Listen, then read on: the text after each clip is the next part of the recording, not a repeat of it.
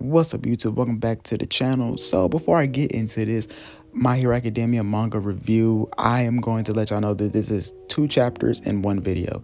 I didn't do one last weekend because I didn't think we was going to get one last weekend, but we ended up getting one, and I didn't think we was going to get one this weekend, but lo and behold, here we are. Another chapter. I like how they're just I wouldn't say sporadic with them, but it's like every other weekend they were doing it, and they just decide, hey, next weekend you might get one, next weekend you might not get one. Before we get into this, leave an F in the comments for my boy Gran Torino, because I am under the impression that Shigaraki done did him in.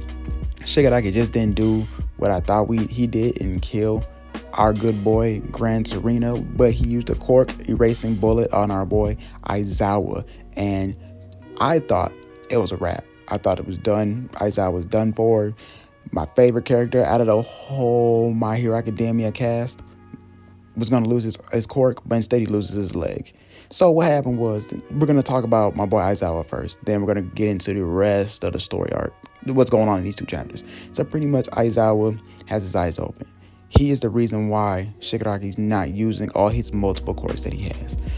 And everybody knows how his cork works, right? If you don't, here's a little rundown. When Aizawa has his eyes open, that means whatever cork you have is just null and void, is disabled. You cannot use it, so you're pretty much useless. When he closes his eyes, that's when your powers come back.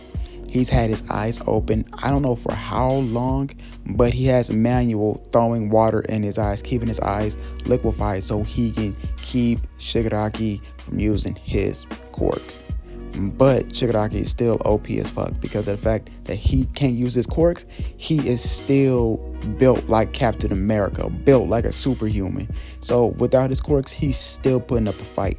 But it was not looking too great for him because Endeavor, Bakugo, Deku, they were still laying into his butt, laying into him.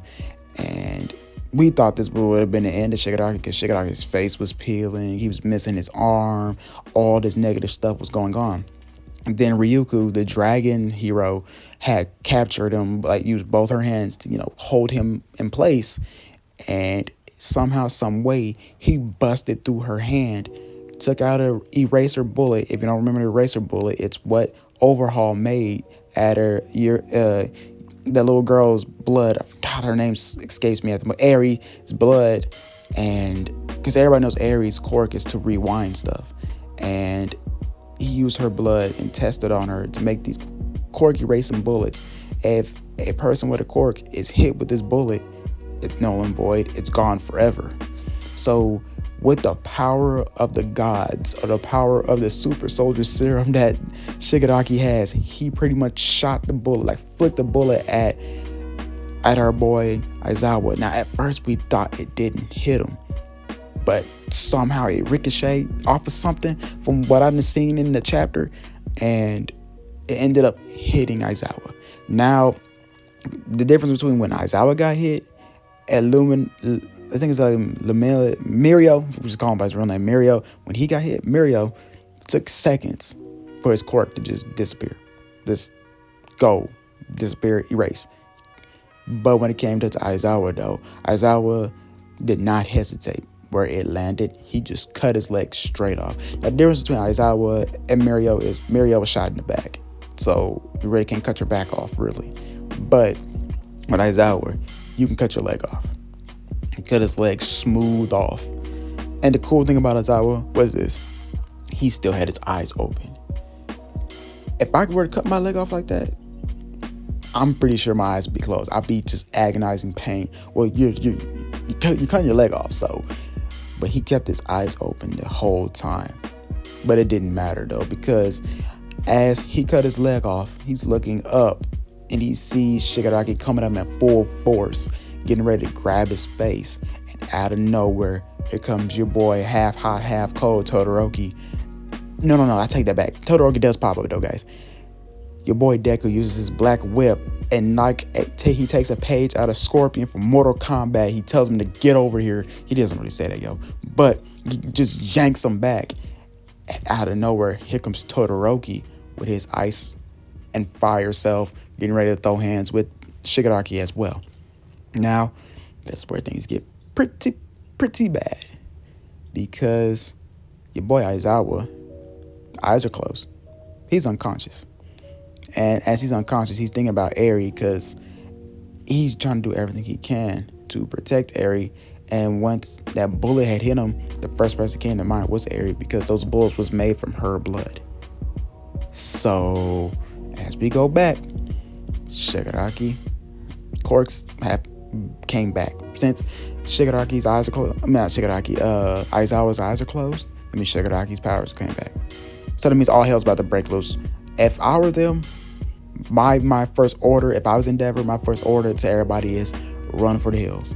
Because Endeavor, he's not at full power at the moment. That's why Gran Torino jumped in, because Gran Torino noticed that, hey, Endeavor's not fighting at full 100%. We're seeing that his flame is dying down. So that's why Gran Torino stepped in, and it was not a great call because Gran Torino could be dead. Now, back to Gran Torino, because last chapter, which I felt like is the biggest thing that's part of this arc, was what Gran Torino was thinking to himself. Now, we all know Nana Shimori. If you don't know who Nana Shimori is, she is the grandmother of Shigaraki, but Shigaraki doesn't know that.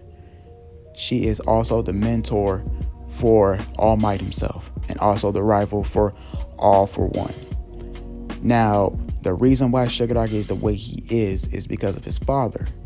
And the way how his father looked at heroes was he looked down upon them. He hated them. He despised them. And the reason why he despised them is because of his mother, which is Shigaraki's grandmother, Nana Shimori.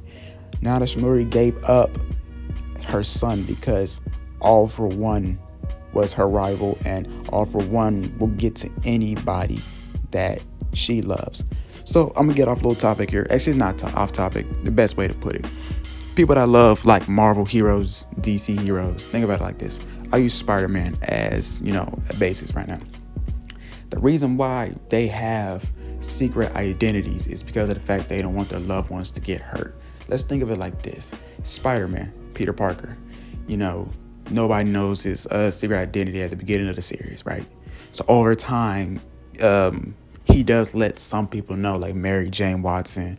I think he does let Harry in some type of in some storylines he do, but not too much. But look what happens when he does let people know, and people do find out about his identity. Things go south for him. Green Goblin, for instance, when Goblin found out in the first ever Spider-Man movie, the Sam Raimi Spider-Man, where Tobey Maguire played Peter Parker. When Green Goblin found out that Peter, you're Spider-Man, he attacked the people he loved. That's why Nana Shimori gave up her son. She gave up her son because if All for One found out that she had a son, a daughter, any type of family, he was gunning for them. He was going to make sure they were out, they were done, they were killed. So she made the ultimate sacrifice and gave up her child. She gave up the ultimate sacrifice and gave up motherhood to protect him. She went and erased all types of records of them being related so that All for One could not, and I mean not, get a hold of her son. And that he grew up with that resentment, as he did not know his mother was just so heartbroken that she had to give him up. To a point in one of the panels, she sat there and said that she does not have a son, and she broke down crying in Gran Torino's arms. And Gran Torino feels like it's his fault as well, because he knew that Nana Shimura had a son and a grandson later on that line, and he felt like he should have did something. He should have stepped up and made sure that Shigaraki didn't turn out the way he did, and he did. And the sad, just insult to injury, All for One didn't get to Nana Shimuri's son, but she ended up getting to her grandson. And I guess that's the burden that Gran Torino is holding at the moment. I mean, he could be deceased right now, but that is what he's holding inside, the burden that he feels like he could have did something. Same thing with All Might. All Might could have did something, but we haven't seen All Might just yet. Now, it's sad to see that, because that's the part of the story a part of last chapter that I enjoyed, was the fact that he feels he is the reason why there is a Shigaraki. He feels there is a reason why that Shigaraki is the way he is. Shigaraki's telling everybody that you heroes ain't nothing, you heroes ain't about nothing. He's starting to talk like Hero Killer Stain. He just doesn't know it yet.